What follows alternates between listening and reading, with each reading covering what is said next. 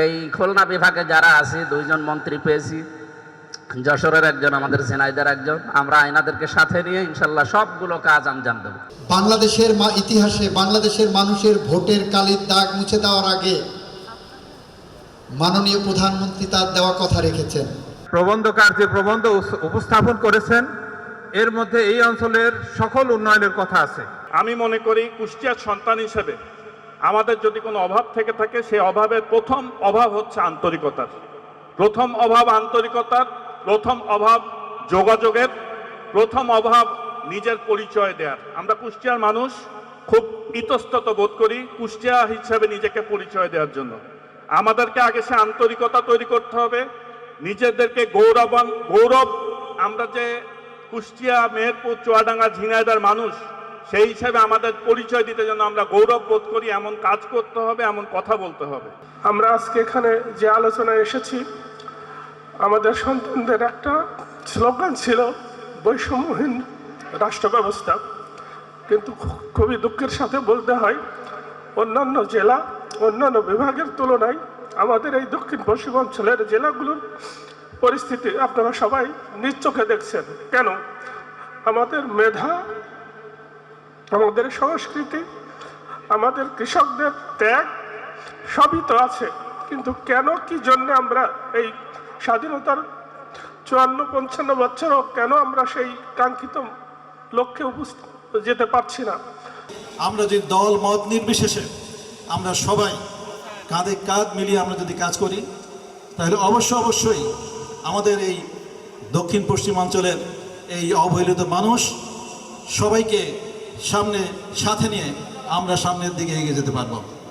এবং আমি মনে করি বিশেষ করে পাটুরিয়াতে যদি আমাদের ব্রিজটা আমরা করতে পারি, আমরা যদি আমাদের অত্র এলাকার যে মিউচুয়াল সমস্যা জিকে প্রজেক্টকে যদি আমরা আধুনিকরণ করতে পারি, আমরা যদি আমাদের কুষ্টিয়া থেকে খুলনা পর্যন্ত যে রাস্তাটা অতি দ্রুত এই রাস্তাটা সংস্কার করতে পারি, আমরা যদি আমাদের সুন্দরবনকে ফ্রেশ ওয়াটার ইনফ্লো করার একমাত্র নদী গড়া এবং তার শাখা নদীগুলো ডাকুয়া, কালীগঙ্গা, এগুলো যদি আমরা চালু করতে পারি, আমরা যদি আমাদের কুষ্টিয়া এবং ঝিনাইদাকে আমরা সামনে রেখে আমাদের অবকাঠামোগুলো উন্নয়ন করতে পারি, তাহলে অত্র এলাকার মানুষ এদেশের এগিয়ে যাওয়া, যেমন বিশেষ করে একটু আগে বলা হয়েছে কুমিল্লা এবং নোয়াখালীর মানুষ যেভাবে এগিয়ে যাচ্ছে, আমরা আশা করি তাদের সাথে সাথে আমরা এগিয়ে যেয়ে আমাদের এই দেশকে আমরা বিশ্বসভায় সম্মানের আসনে বসাতে পারবো।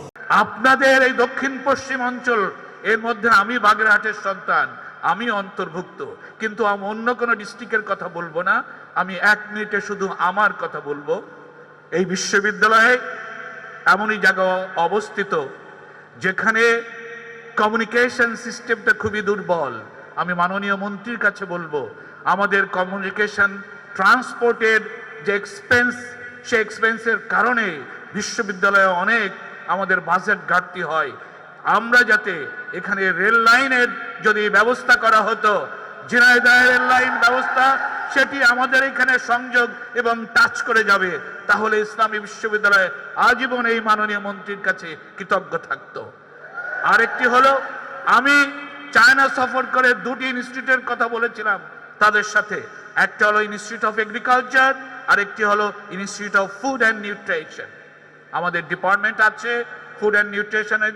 মাননীয় মন্ত্রীকে আহ্বান জানাবো, আমি কাজ করব, মাননীয় মন্ত্রী আমাকে সহযোগিতা করবেন এই 2টি ইনস্টিটিউশন এখানে স্থাপনের জন্য। আমরা সবাই বিএনপি করব, সবাই জামাত করব, বিষয়টা এমন না।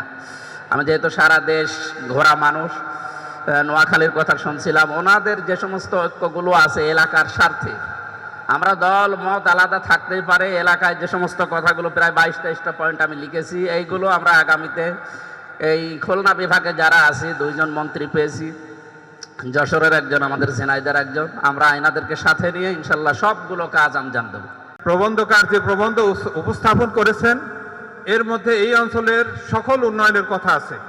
আমি আলাদাভাবে কিছু বলতে চাই না, আমি শুধু এতটুকুন বলতে চাই আজকের প্রধান অতিথি মহোদয়ের কাছে, আমরা সবাই এই অঞ্চলের উন্নয়ন চাই এবং আপনিও চান।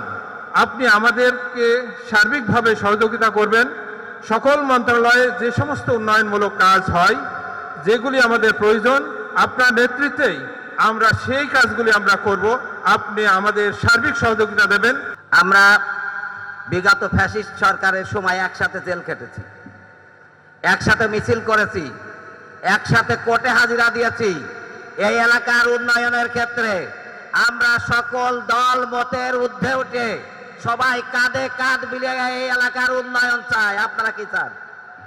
এজন্য আমি সবার প্রতি বলতে চাই, আসেন আমরা একটা ঐক্যবদ্ধ প্রচেষ্টার মাধ্যমে আমরা এই দক্ষিণ পশ্চিম অঞ্চলকে বাংলাদেশের সেরা উন্নয়নের অঞ্চল হিসাবে ঘোষণা করতে চাই।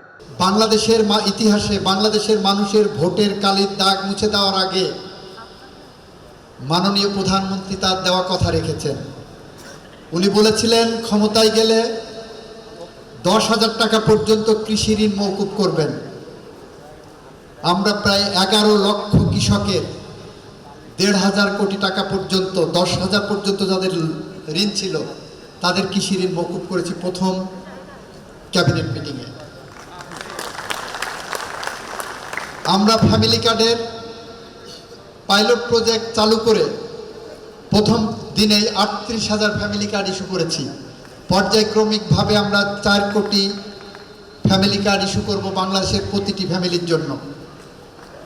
আমরা ইতিমধ্যে কৃষি কার্ডের উদ্বোধন করেছি, যার উদ্বোধনের অন্যতম অংশীদার ছিল 16 কোটি মানুষ।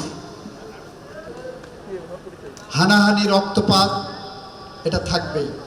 রাজনৈতিক বিরোধ এটা আদর্শিকভাবে থাকবেই। এই স্টেজে যারা বসে আছেন তাদের অধিকাংশের সাথে আমার রাজনৈতিক বিরোধ আছে, তাদের অধিকাংশের সাথে আমি রাজনৈতিকভাবে একমত নই, কিন্তু আমাদের চিন্তার ঐক্য, আমাদের ভাবনা, সবার ভাবনা কিন্তু এই অঞ্চলের মানুষের উন্নয়ন নিয়ে। এখানেই আমাদের রাজনৈতিক চিন্তার ঐক্য আছে। এই উন্নয়নের ঐক্যকে ধারণ করেই আমরা একে অন্যের সাথে হাত মিলিয়ে এগিয়ে যাব।